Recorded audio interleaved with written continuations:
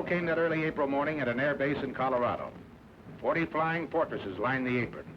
4,000 men march out for a final inspection. They've trained long and hard with these ships, the 400 men who fly them, and the 3,600 who work to keep them flying. Now the 351st Bombardment Group is ready. By the dawn's early light, it assembles for overseas combat. You're on your way, Joe. This is it. With his staff, Colonel William A. Hatcher, Jr. looks over his 4 squadrons. You feel the old man is proud of you. He finds no fault with you today, nor you with him. You'd fly his wing to hell and gone. Sergeant Philip J. Halls, top turret gunner from Springfield, Missouri. He feels that way. So does his pal Kenny, Sergeant Kenneth L. Halls, ball turret gunner from Perkins, Oklahoma. Related? No. They think they might have been several generations ago back in Germany, but now, just 2 guys with the same uncle, Sam. Meet their pilot, Lieutenant Theodore Argyropoulos of Redding, California. Argy's brother is in the Air Corps, too. Their dad was born in Greece. Yes, the Greeks have a word for it. Fight. Their bombardier, Lieutenant Daniel F. Stevens of Chicago. He can bat 1,000 with a Norden bomb sight. Sergeant Paul J. Posty, ball turret gunner. His dad came from Italy. Paul was formerly a pastry cook. He's got 1 brother in the Navy. Another, a Marine, missing in action. Here's Sergeant Tim Tutchin, tail gunner from Mariana Lake, New Mexico. On the reservation, they named him Aki. That means boy in Navajo. Uncle Sam's boy, too. A few last-minute instructions, and we're off. The compass points northeast. Take another look down there. That's your part of the earth. Out of that desert, those mountains, those fields has grown the American way of life. What you're fighting for. You remember the Colonel's quiet words? Men, the enemy has asked for it. Let him have it. Seek no quarter, nor give any beyond reason. Be firm, be just, and Godspeed you all. 8.5 hours out of Newfoundland, another sunrise. It's rising out of the red of battle, this sun. But 40 more B-17s, 3 minutes apart, have roared across the Atlantic night. The Irish coast looks up to say, top of the morning. And a lake in the Ulster Highlands gives the navigator a checkpoint. Off the Scottish coast, Dernya Craig is a signal for right rudder south, across the English Midlands. Pilots are impatient with the lack of sleep. Head up, boy. Pour on the coal. Let's get there.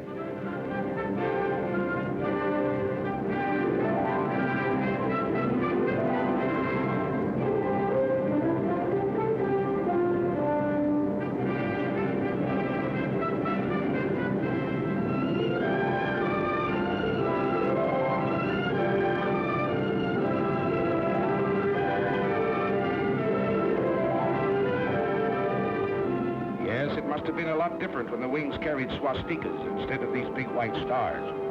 Don't worry, folks. We're dropping nothing today, just our hats in the ring. Hello, Missy. We brought something for you and brother. Chewing gum and chocolate bars. And there's a crate of oranges in the ball turret. Ah, there, Grandpa. We'll be seeing you for a glass of that. And there's the base. 400 acres of dispersal areas.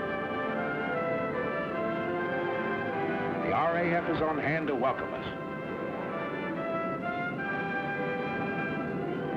Set her down, Colonel. Set her down.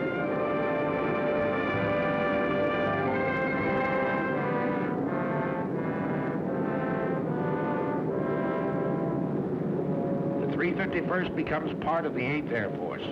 We've reached the battlefront. The combat crews move into English barracks. They give them those simple, quiet names for which Americans are famous.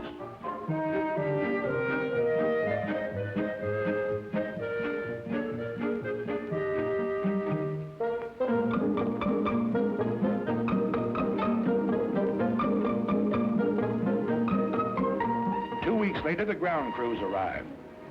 Hiya, Gus. Great boat trip, huh? Only 7 days and without any escort, too, See any submarines? Oh, 100 of them, huh? Well, I guess you ought to know, Gus. They tell me you was hanging over the rail all the way. Next day, big doings. Class A uniform. Shine those buttons. His Royal Highness, the Duke of Gloucester, brother to the King of England, drops in and is greeted by the old man. What's up? Sergeant Major says the RAF is handing over the field to us.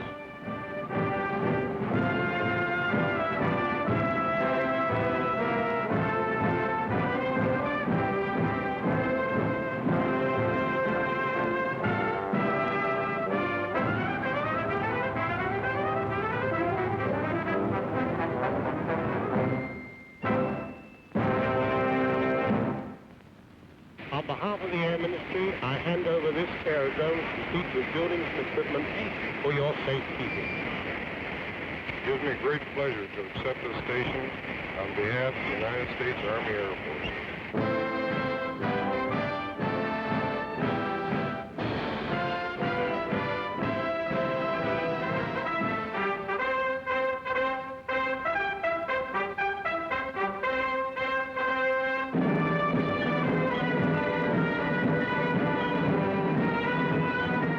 Okay, RAF. If we can fit your boots, we'll walk it straight, brother.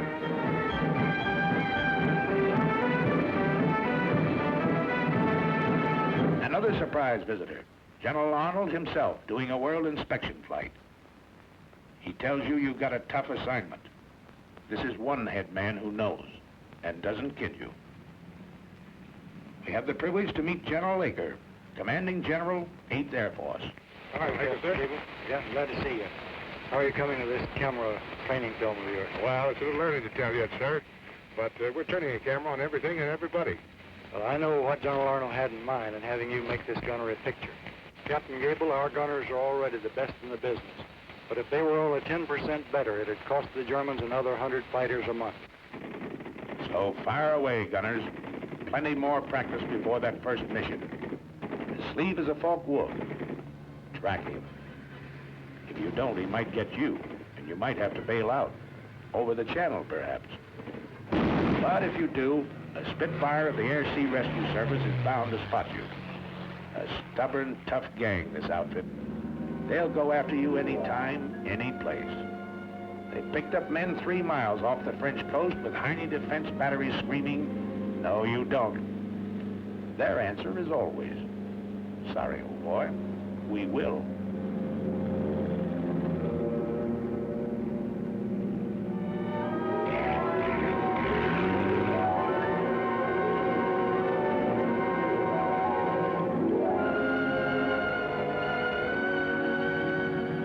You work on your identification of aircraft.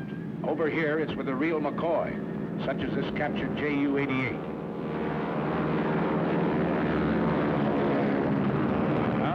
There it is, everything up forward, punched under the nose. But the Canadian pilot says it's a sweet flying ship. Yes, sir, a dangerous all-purpose aircraft. Or the Heinkel 111K. He's a bad hombre, but he makes good airplanes, gentlemen. These will be a happy sight in days to come. Your fighter escort. That big barrel nose job, circled in white. Your own American P-47, the Thunderbolt, side by side with a graceful spit. These are what you don't shoot at. You hear daily lectures on security given by Major Scott, your Scotch-born intelligence officer. Let's stop kidding ourselves. This flying field is only 20 minutes from the battlefront. The dumb spies have all been shot. The smart ones are still living. And you may run into one of them tonight at the Red Lion pub. And if you go to the pub, remember, £1 is not $1, but $4. And that equals 20 shillings. 1 shilling equals 12 pennies, which equals 20 cents. 1 English penny equals 2 American pennies. And don't throw your pennies around. Major, seems to me the paper in this town is not very durable. What do you mean durable? Laugh at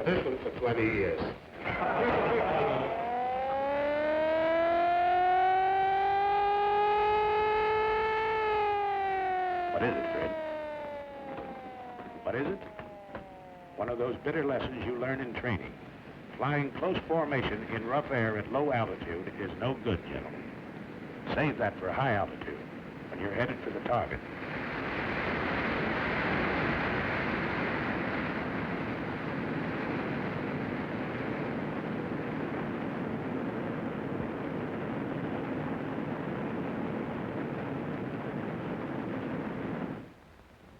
Next morning, we crawl out of the sack to find Britishers on the field again.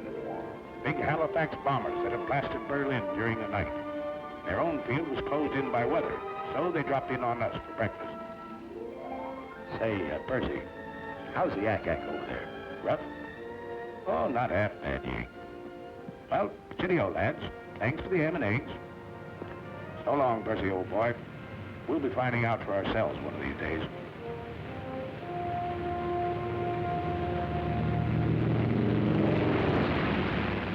That day arrives.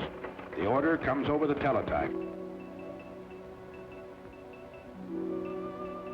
The communications clerk carries it to Colonel Milton, operations officer. To Colonel Burns, deputy commander. The old man is on the phone. Then in the briefing room. I'm summarizing. Remember your route in to this DR point where you go northeast to avoid this black area.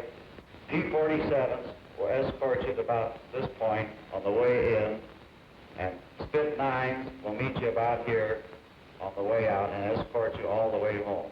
And now the weather officer. Weather's plenty important. You'll probably have to go over and above the altitude that you're scheduled to fly, 23,000 feet. From the IP to the target, the winds will be very strong tailwinds, and your ground speed should be, well, about 260 miles an hour. The visibility is good everywhere east of that cold front, and the temperature at the target should be comparatively warm, minus 25 degrees centigrade.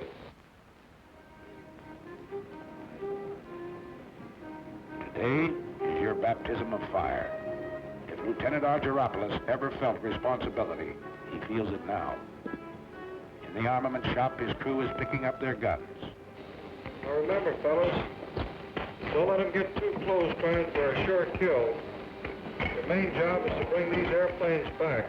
You got plenty of ammunition. Keep them out there at long range. Oh, we know.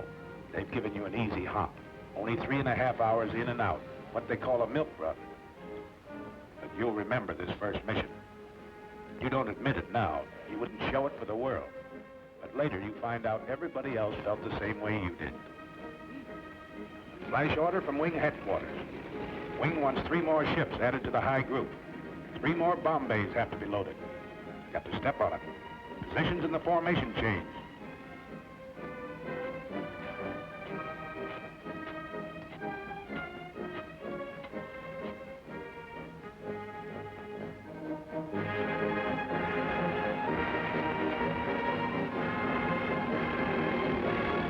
This doesn't concern Sergeants Kenny and Phil Hulls.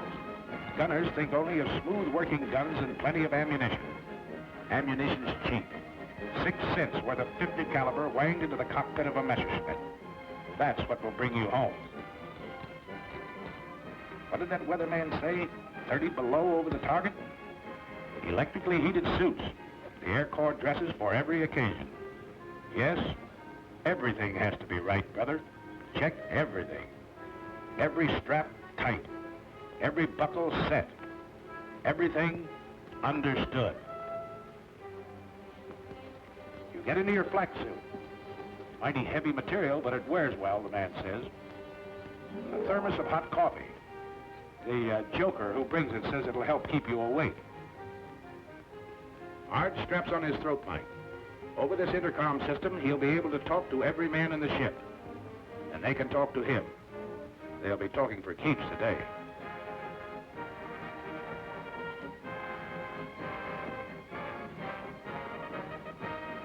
Well, that flare from the tower ought to be along any minute now. There it is. Start engines. The Colonel's already been on missions with seasoned outfits. Today, he leads you on your first.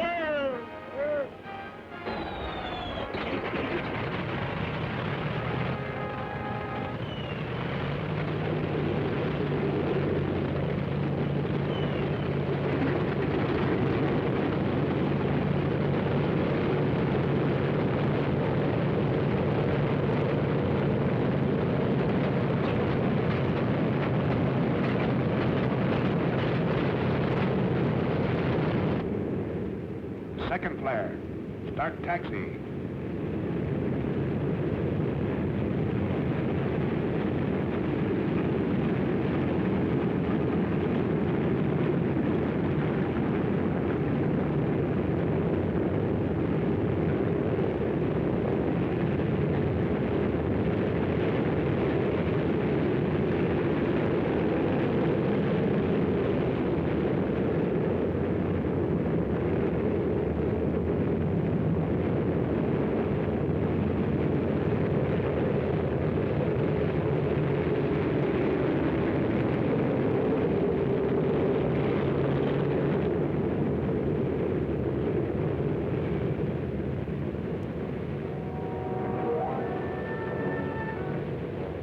Punch wing to wing at the start of the runway. Easy now, slow. You'll cut somebody's tail off. Rev her up, but ride those brakes hard, Brett. Roger. You keep your eye on the tower. Take off. The old man leans full on his throttle. At 15-second intervals, you follow.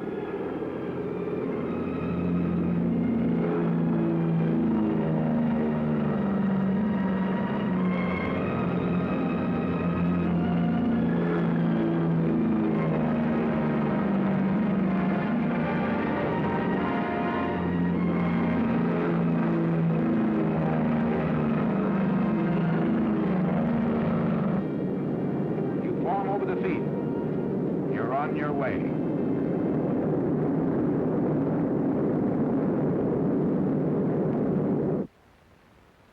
The rest of the outfit sits down to wait.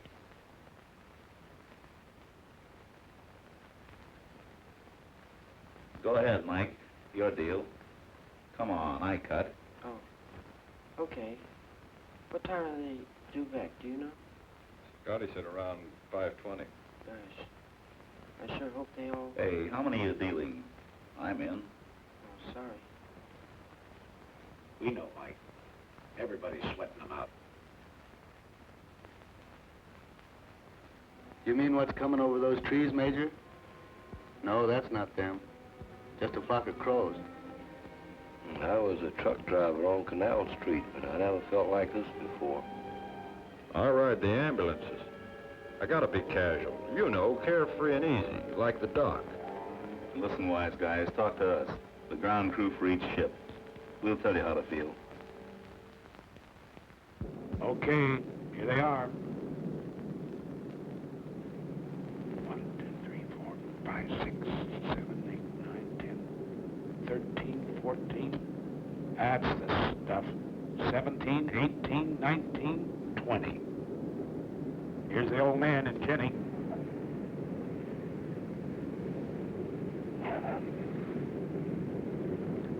Yeah, that's your ship, Corporal. You can uncross those fingers now. 627. That's Joe Frischholz. A little hot, Joe, but you're a hot pilot.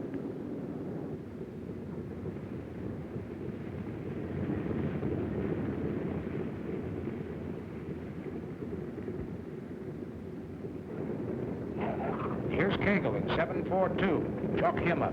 Here's old Zip in 879. He's got number 4 prop feather, too. Here's 953 with number 2 out. And look, Jim couldn't get his Bombay doors closed either.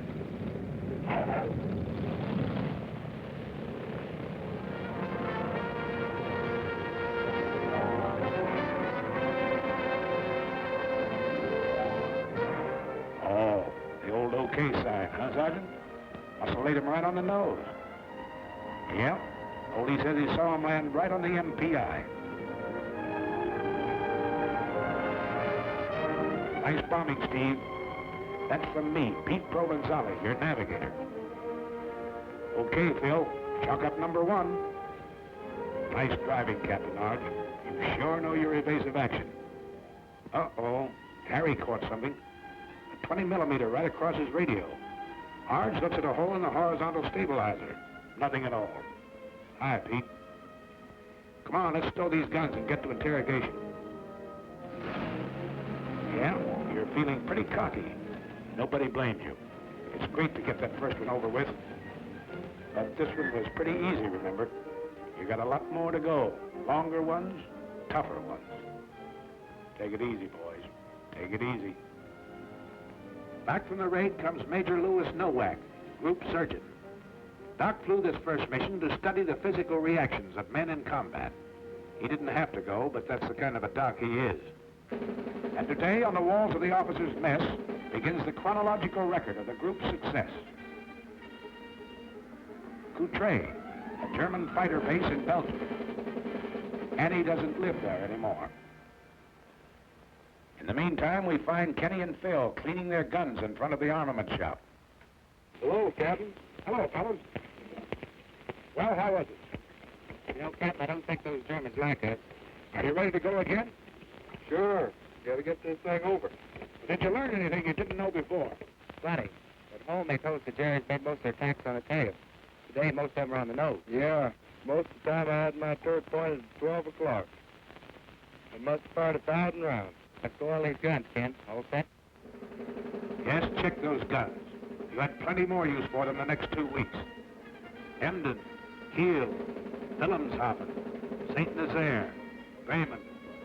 And every swastika stands for a Hun pilot that asked for it and got it.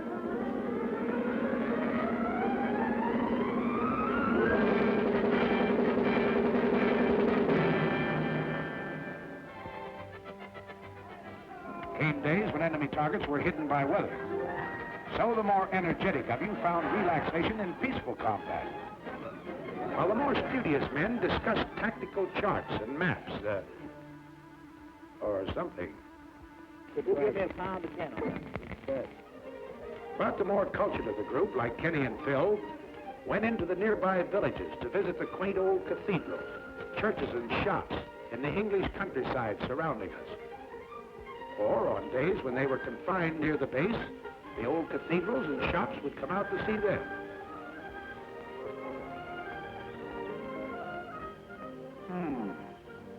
This little shop wants to go home.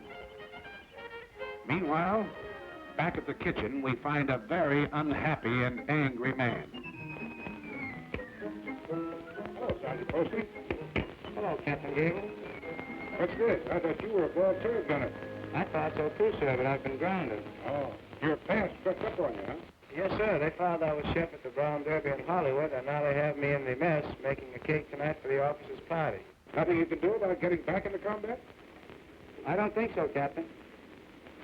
Well, Sergeant, remember this. There are 2 kinds of cake. One of them's good, and the other one,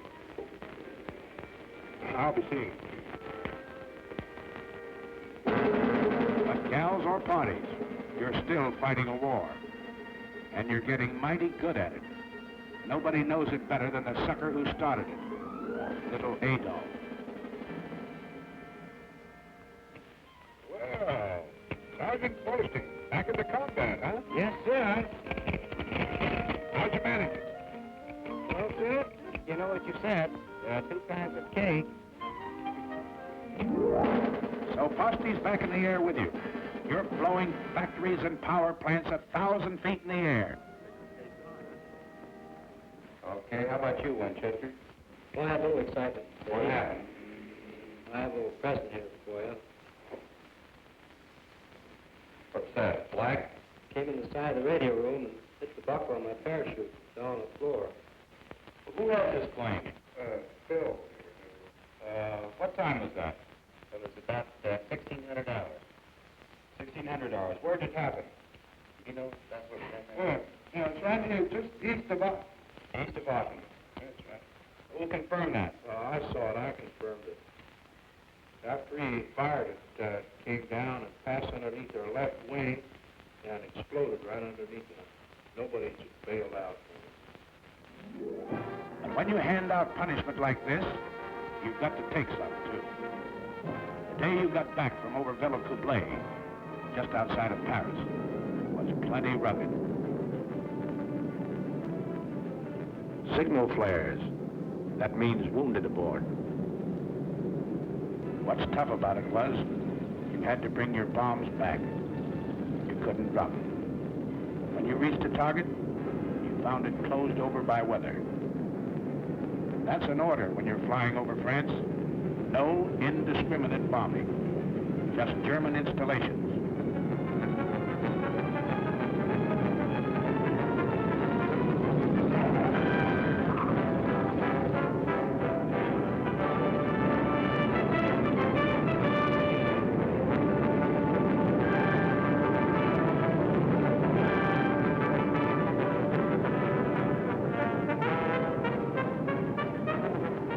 Colonel Milton, who led the raid, is a tired, sick guy this day. And nobody blames him. He had to fight his way 3 hours in, 3 hours out.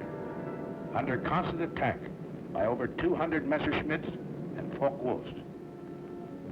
He lost men, he lost ships, and couldn't strike his blow. That's rough. Here's Peter Provenzali. Remember him? Arge's navigator? Today he got a 20 millimeter through the leg.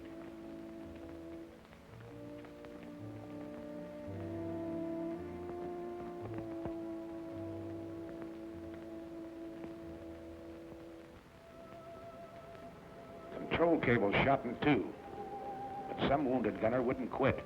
He tied them together.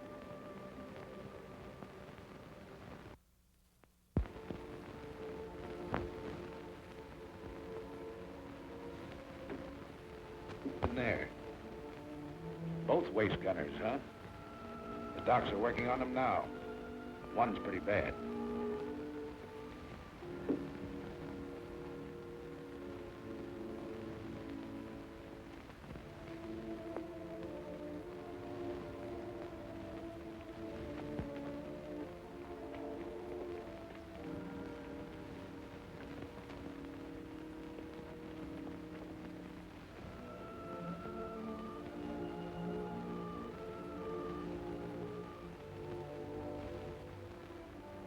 Easy now, you guys. It's Bob Wallace, co-pilot. He slammed one through the cockpit, tore into Wally below his knee.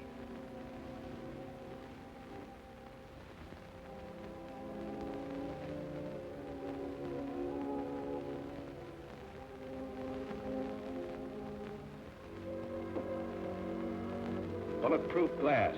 Well, Sergeant, guess you live right. Yes, the bombardiers with their first aid kits had plenty of work today, crawling back through the bomb bays, trying to keep a steady hand in the rough going.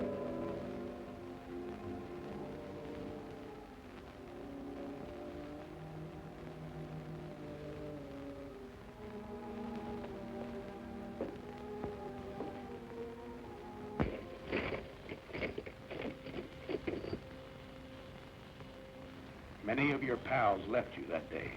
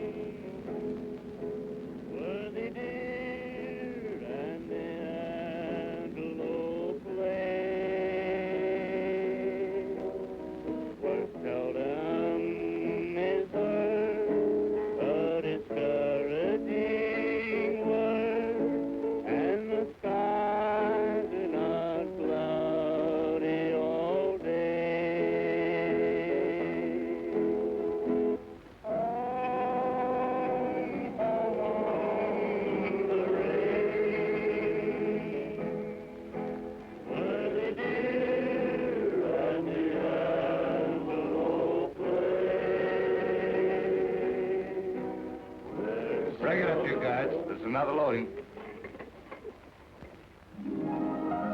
But if you happen to catch one in the wrong place, they've got a pretty nice repair shop. Ever see a sergeant flip a tulip in a lieutenant's face? Well, you just did.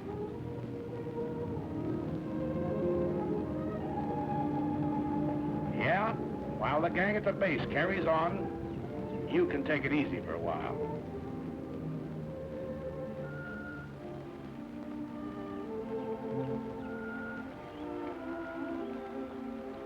How they fighting, Sarge? Nice fat fight, hmm? This one's been stretched a little. We drop in on Lieutenant Bob Wallace to see how he's doing. How are you feeling? Great. I'll be out of here in a couple of weeks. Oh, Miss O'Neill, it's Captain Gable. How do you do, Captain Gable? How do you do, Miss O'Neill? Wally, I never got a chance to ask you. Tell me just what happened when you got hit. Well, we'd left the target and we were on our way home. We got to the coast and we had our guns stowed away. A couple of FWs snuck up on us and gave us a good burst. Oh, I see. You had your guns stowed away, eh? That's right. That was a little early, wasn't it? It certainly was. It's not a very good idea to relax over here until you get back to your own base. Is that right? That's right. Well, go ahead. Then what happened? Well, after I got hit, I climbed down out of the pilot's compartment and got the top turret gunner to help me down into Bombay. He gave me some first aid, put the tourniquet on my leg, and took a good job of it. Well, that's fine. I guess you think it's a good idea for these combat crews to have first aid training then, is that right? I sure do. Yeah. So, Wally, what do you think of the B-17s? Your instruments, your guns, and all the rest of the equipment they're giving you to fight this war with? It's the best equipment in the world. That's good. Say, I hear you got your Purple Heart, too. Oh, yes, Colonel Kendall was in the other day and gave it to me. I was more nervous than when those FWs were diving on us. Well, outside of that, are they treating you all right around here? Did you hear that, Miss O'Neill? Wally's doing okay. Back at the base, they repair your ships, too. The busiest legs in the outfit belong to Major Ace Akins, the S-4. This airplane's got to fly in the morning. It's going to be ready? Well, Major, I don't know, sir. Well, let's have no ceremony. Let's get the fans turning. Keep the fans turning. The slogan of the ground crew. They work hard, these boys. They work 90 hours straight without sleep. But your ship is their baby, and she's got to fly. And if you need to repair a few thoughts, Sunday's always a nice day for it, if there's no raid scheduled.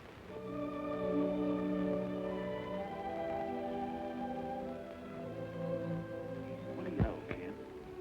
This church was built 900 years ago.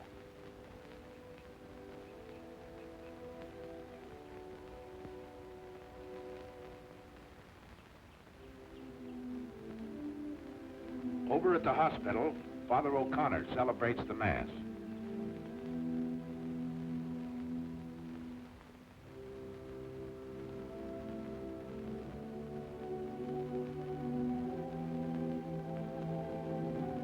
The boys receive Holy Communion. Here's Pete Provenzali. He's leaving the hospital tomorrow.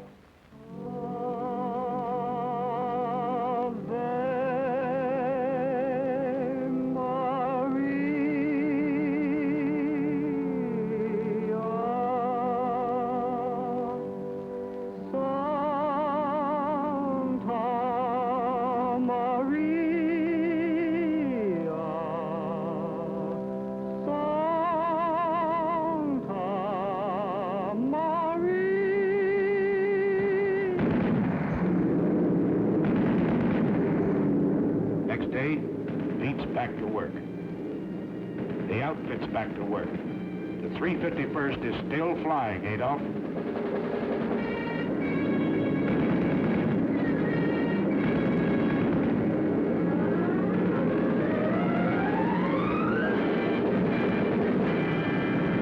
Attention to orders.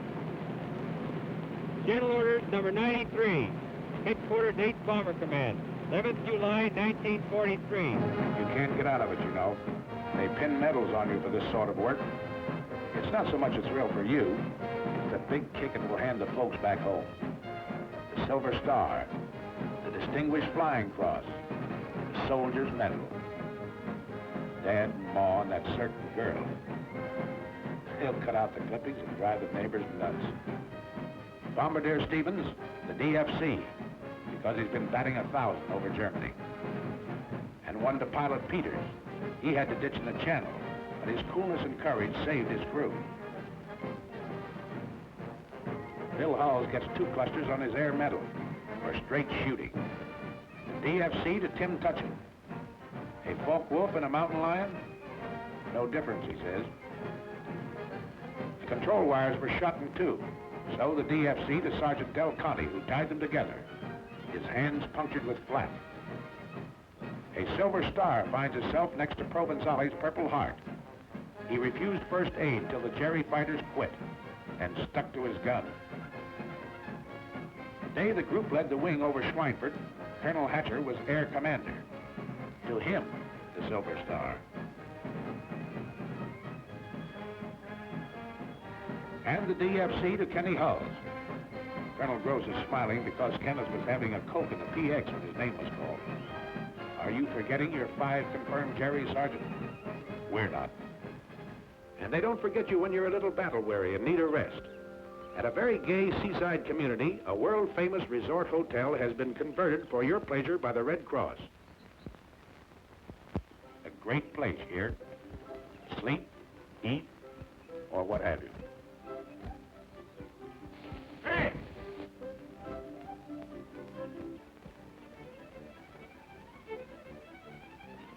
Not on your life, Clark. None of that here. Oh, but look, Arch, just a few shots. Oh, we're here for a rest. Right, you guys? Right. Well, all right, then how's this? I'll follow him around with a silent camera for 1 day. Don't have to say a word. Good deal? Good deal. English Surrey with a fringe on top. Nice fringe. Carry you to the old swimming hole.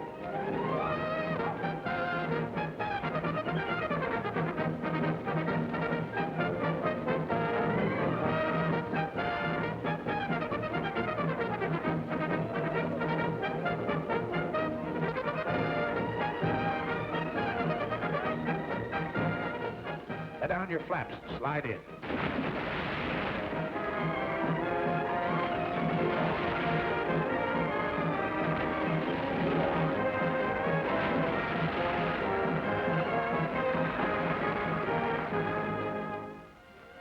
Now let's see what the boys back at the base are doing.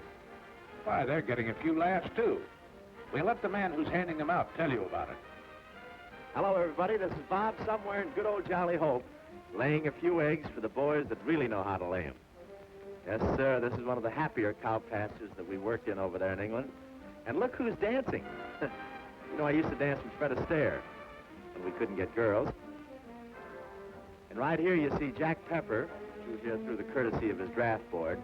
His picture's a little dark, I understand, but after we were there a couple of weeks, we got a little braver and we started to work with the lights on. This is really a great, great crowd out there tonight. And I understand Rhett Butler is on the fringe of the crowd. They tell me that they stopped him from flying in those B-17s. They claimed his ears held the plane back. Nice little scene. Shows Pepper trying to get his expense money. Look at that mob. You should have heard him cheer when Francis Langford walked out and when Tony Romano played the guitar. Yes, sir, you'll never know how this bunch of boys picked up our morale. And again, the weather breaks over the continent, and the handwriting on the wall spreads your story. You're into the 3rd panel now. You've been out 8 days in a row and done a doubleheader over France on the 9th.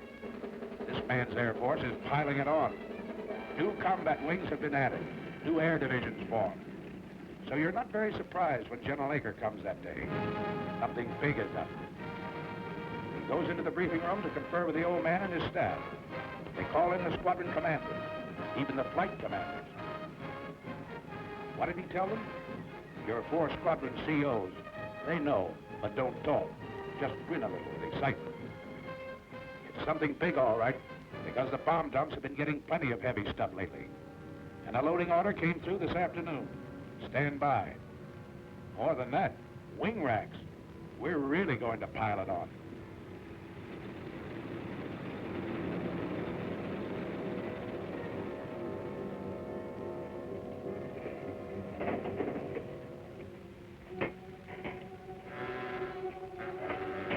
night, as always, when you know a real dilly is coming up, you're a little restless. Out in the dispersals, you hear them winding up those engines.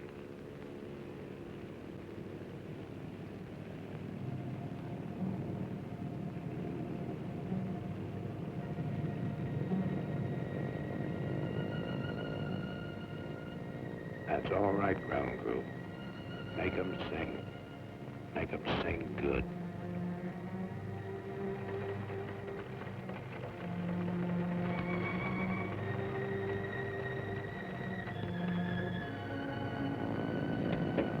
All right, you guys.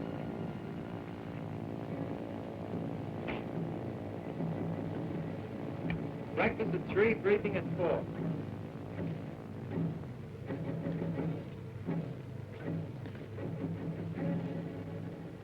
Okay, man. For security's sake, anyone know what the target is for today? Saint Nazaire? Brussels? Paris.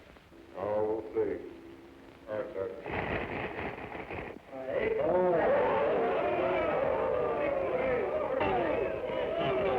Sprechen Sie Deutsch? This was the longest penetration for this group. We've got an A+ target over here. We've got to get it today. Okay, gentlemen. Stations are at 5:05. Start engines 6:05. Taxi at 6:15. Take off 6:30. Got it? That's all. Okay, man. Let's go get this target and then we'll take the jet.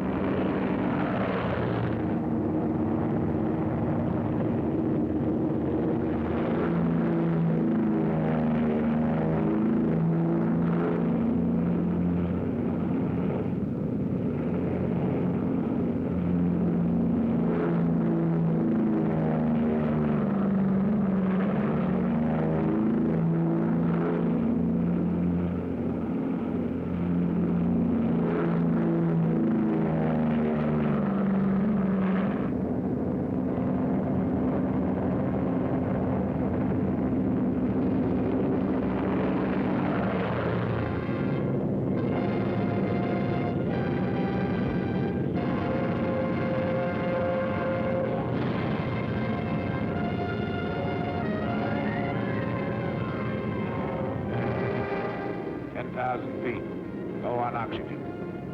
Check in your station.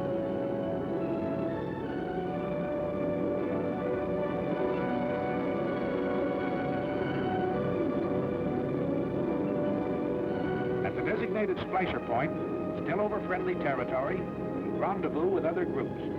Your combat wing banks into position. Then wing after wing, as far as the eye can believe, the attack forms. It heads for its assigned targets 500 miles away. Up until this moment, your fighter escort is still on the ground, guarding its limited fuel capacity. Now flight control gives a signal to the Thunderbolts. They climb upstairs to overtake you.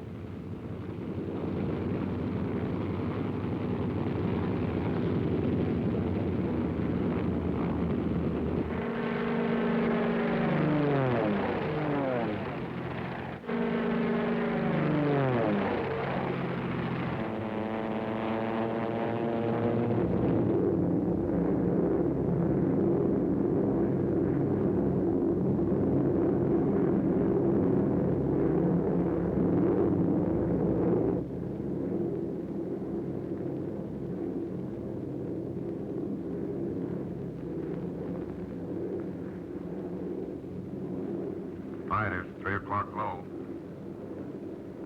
Watch it. That should be our escort. You're right, sir. 47s.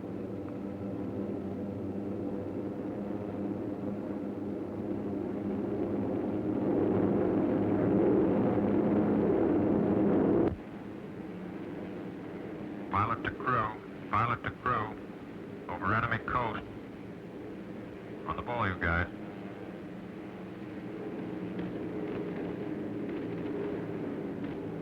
Hey, get a load of that flag.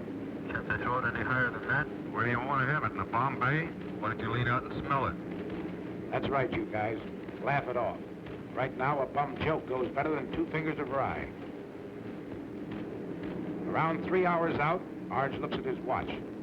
He knows it's time for the fighter escort to turn back. From all over the ship, you watch them leave. You're really on the ball now, because you know that enemy fighters will appear any minute. They know exactly where you are. They've been watching the stratosphere condense off your wingtips, giving you away in long trails of magnificent treachery.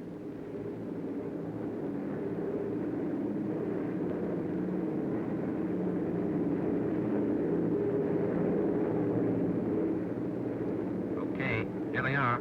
9 o'clock high, enemy fighters. Same thing at 3 o'clock. Yes, at least those vapor trails work both ways. Arch watches the enemy formations as they parallel your course. Seems obvious. They're staying out of range, going out ahead to turn in for a frontal attack high. All turrets swing about to help guard the rear. Top turrets hunt the sky above in all directions. There's some more out there. Keep your eyes peeled. Now it comes. The enemy pours in at you from every point on the dial.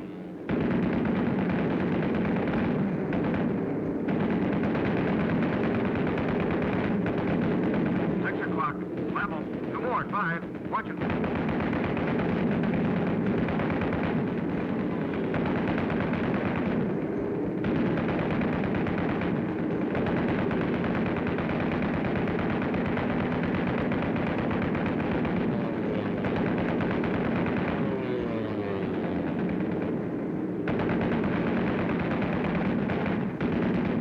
Get that one at 3.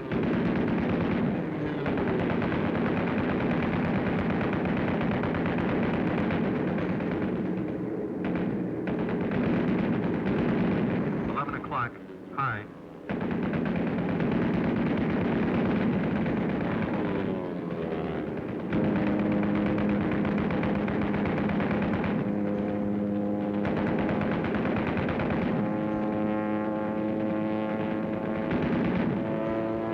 Level. No, he's going low. Here he comes up.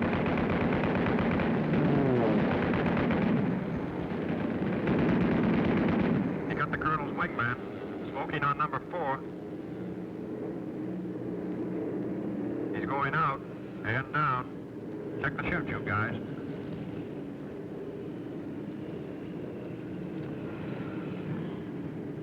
One chute out of the tail. 2 out of the waist. The other 2 boys out of the nose. There's 2 more. Pilot the tail. Pilot the tail. Let me know how they're doing back there. Roger. Fighter, 6 o'clock. Coming through.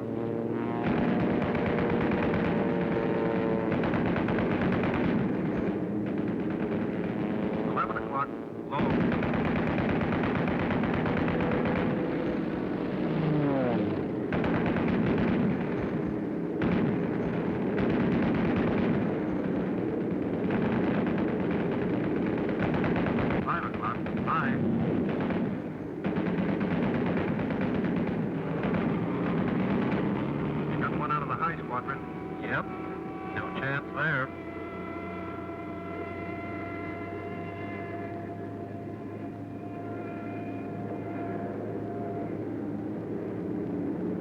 Two 190s, high. Somebody got one of them on the button. That jury pilot bailed out. He's not walking away from it.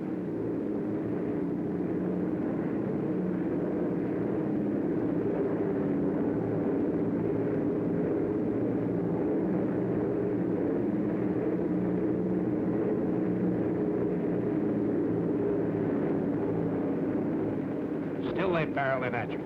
A little short on heart, plenty long on guts, this enemy.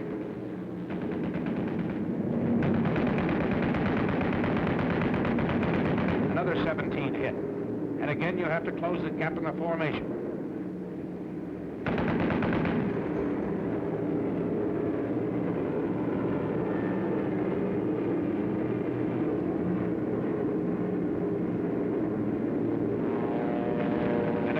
Again they come. 12 o'clock high, 4 o'clock level, out of the sun, and up from the ground.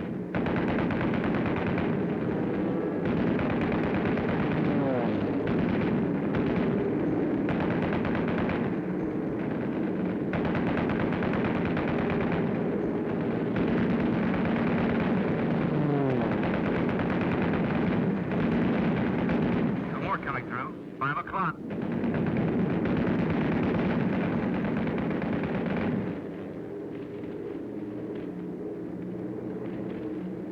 Crossing another flak area. It's heavier this time, so black and thick you can almost hear it, and it's more effective.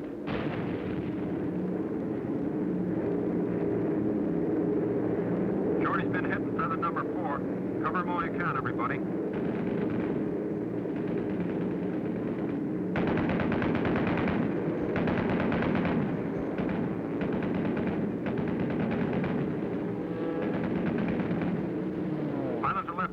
Pilot to left waist. There's another one working Shorty over. Can you help him? No can do, sir. Out of range.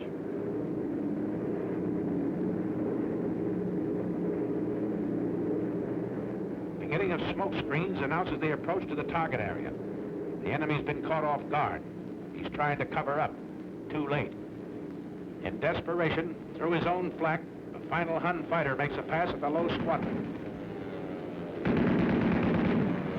Driven off, but still.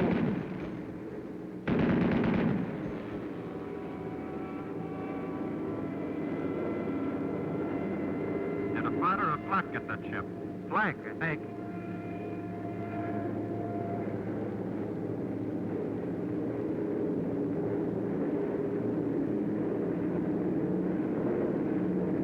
There it is, the flare out of the lead ship. The signal for the bomb run. This is your attack. All right, Steve. We're on the IP. She's yours. I got her.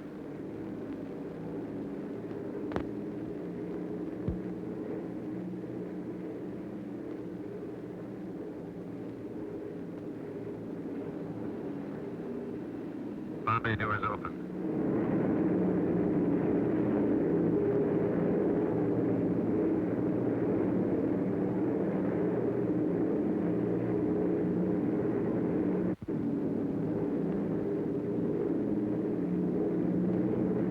Make a good run now, Steve. I'm on it. Yes, make it count, bombardiers. They build these ships around you. Bombs away.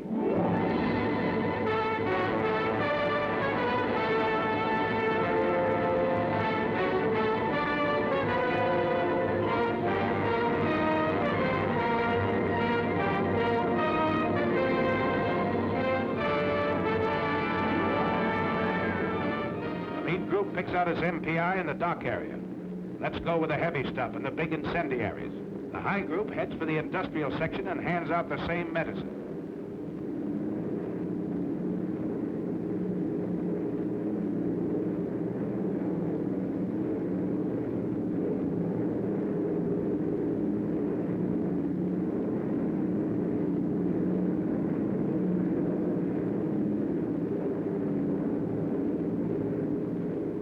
The low group turns for the adjacent airdrome.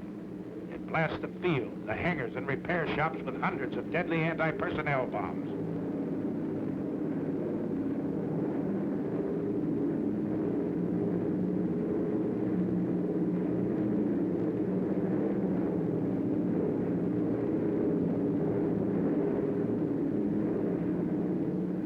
A nice pattern, Bombardier. Good deal.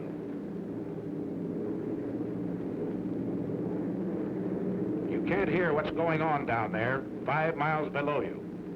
But marshalling yards and chemical tanks, ships and warehouses, spare engines and ball bearing factories are disintegrating in molten chaos.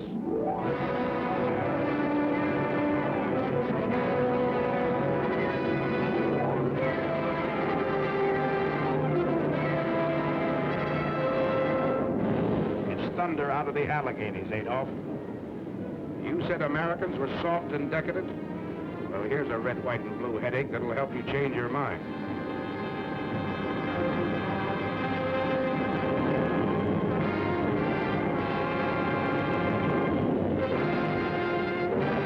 bay doors close, you take a last look at the target area. The smoke from its burning debris rises 16,000 feet into the air. More flak. The aim's still good down there.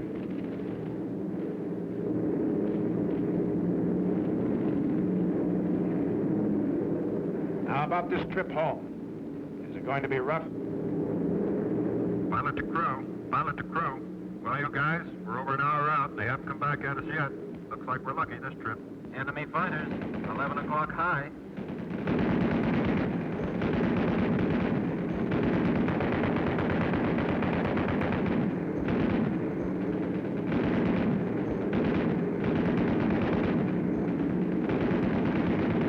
Another 1 o'clock high.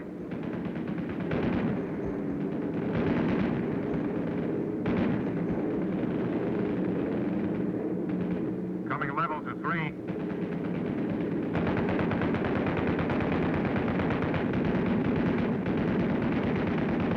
W's, 8 o'clock high. You don't want it. ME, 110, 1 o'clock high.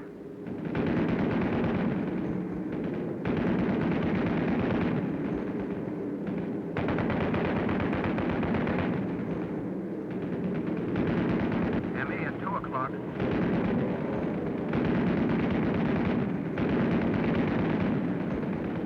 I got him. I'll say you did. He isn't bailing out either. Another 110 at 10 o'clock. He's yours, Ken.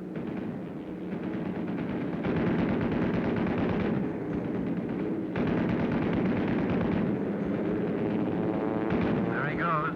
Here's my pigeon. Gestapo commanders throw their pilots into formation with suicide orders. That's what they get. Formation is tighter than ever. You're not sparing ammunition. You're knocking them down like mallards. One more.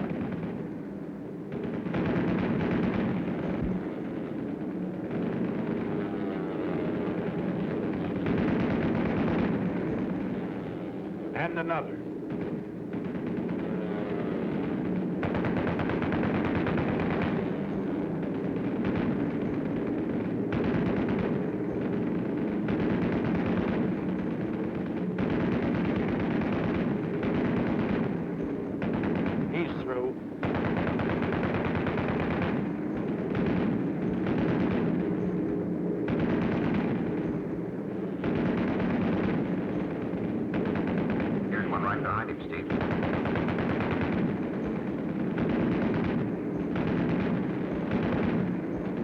Another. 2 in a row for the boys up forward.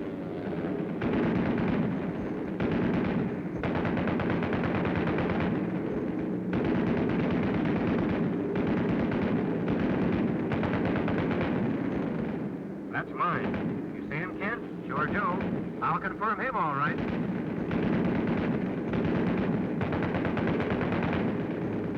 Get this 110. Pull her up, Bart.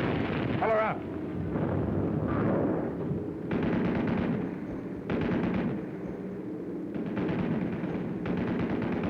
FW, 3 o'clock.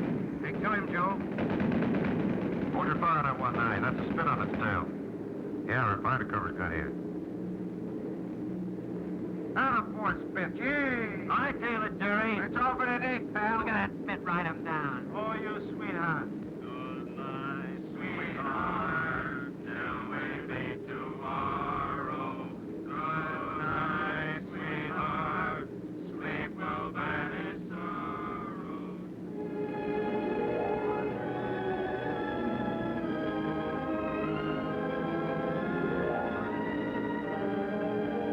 Your shadow on the undercast. The pilot's rainbow. Mission's end, but not the end of the battle. Fighting men from Maine to California still have a long, tough rainbow to travel. But they're looking the enemy right between his eyes. They're fighting him the American way, their American way of life. Enemy of America, look at these men. They're not going to lose, brother.